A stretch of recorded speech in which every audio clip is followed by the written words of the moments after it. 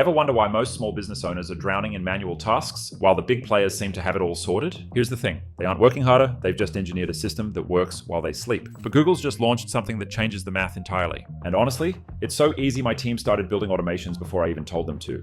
Now, the most basic concept of these kind of automation tools is you have a set of triggers and then you have a set of actions. And triggers are things that happen if you've ever done any kind of like home automation. You'll have things like, my trigger is when I walk in the front door and the home automation senses the Bluetooth on my phone. Or the trigger might be when the sun rises. Or the trigger might be 5 p.m. on Fridays. And then you have your actions.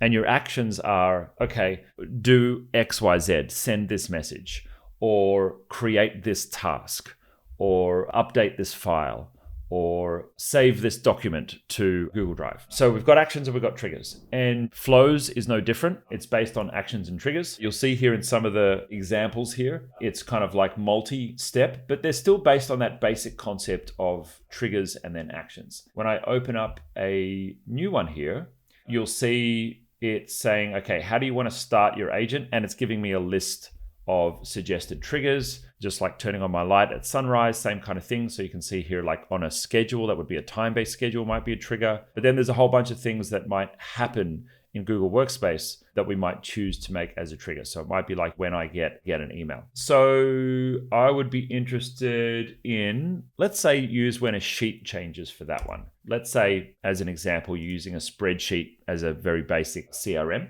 I should probably create an example sheet here. Sheet.new will open up a new sheet for me. And let's ask Gemini, give me an example CRM with some dummy data of customers. All right, let me do that. Okay, cool. So yeah, I'm going to insert this. So I've got my table. All right, cool. So let's go back to my agent. Okay, so I've got my CRM data here, and this is going to be my trigger and find what to watch. And so I guess I would want a value here probably of like, customer buy something or not. So status, I mean, I'd really want like closed to be a status, right? Or 1, right? So that's cool. I'm going to say 1. So I'm going to say, let's just set up our trigger here, status, and we'll say value 1, because that's when I would want to send. Now this is interesting. Yeah, value 1, and then select columns. Yeah, no, I think that's it. Oh, and then, okay, so we can pull in other data. So that's what do you want to watch? So we're going to watch any row, and then what's going to trigger it is going to be status 1. And then choose a step. Now we've got a whole bunch of options here. We're going to go through all the options. Okay, so we can create a document. We can add to a document. We can add variables in there.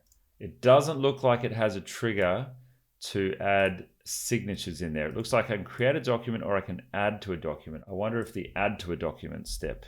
So it doesn't look like it can trigger signatures yet, but that would be very useful. But yeah, you get the idea here. You would be able to pull in data from different places. So with variables, we're going to take you through how that works. But for example, if you wanted to pull in data from the spreadsheet in values, you would pull in, for example, email, and presumably you would use that to add to the signature field in the document. And then you would say, send this off for signature. Remember that any one of these can be connected to something like Google Contacts using Zapier or make.com. So if you really want to get something done and you're a bit more handy, you might do the first step, taking the contacts into a spreadsheet, for example. And then once that data is into the spreadsheet, then your team can build out the rest of the flows. The big kind of overarching point of this is accessible. Something like Zapier, something like make.com is stepping into that territory of nerdy stuff. And that's when the time money equation starts to make more sense to delegate it to someone else. Whether that's someone really tech savvy on your team,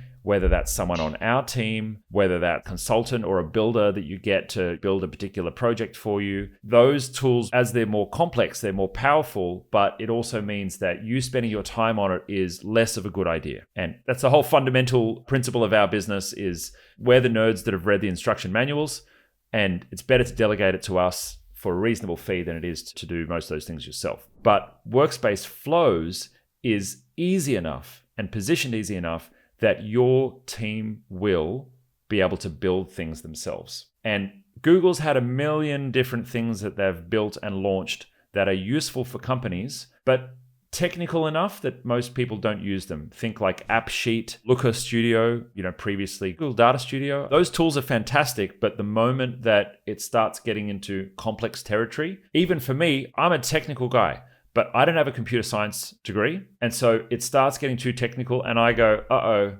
time for me to delegate this to someone else. These are easy enough for your team to build and do stuff with. And this is what Google is going for with this app, which is why it is so exciting. And you know how I know that? It's because before I had even built stuff, my team had built stuff unprompted. And I saw like automation starting to pop up in our chats from Workspace flows. And I was like, oh, what's going on? And I was like, wow, okay, this is easy enough for the team to go and build. I don't even need to go and send them off to do training. They're just getting in there and getting their hands dirty. So that is what is so exciting about this, and your team are going to build on this. I don't know if it would be my tool of choice for an email series, only because mass mail, and what I mean by mass mail is like anything where you're sending to more than 100 people at a time, I probably wouldn't be sending that out of your Gmail. That would be better in a MailChimp, ActiveCampaign, anything else. There are limits in Gmail. It will throttle you. And eventually you're going to start to hit limits and you're just not going to arrive in people's inboxes. Now, Gmail and Gmail's tool for mass mail works great if you want to like send a pricing list to your customers. It's great for stuff like that. But if you're doing like, marketing mail outs to your newsletter list, those tools are not fantastic. Now, if you wanted to build an onboarding sequence and you only onboard, a couple of customers a week or 10 customers a week, well, that would be perfect for that. You could absolutely build a multi-step email sequence here, and that could be your onboarding process for a customer. I didn't even think about building something like that for our team, but that would be absolutely perfect for this kind of application. If you need more help with what we've covered in this video, IT Genius provides support services to businesses all over the world with problems just like this. Click the link below to get started.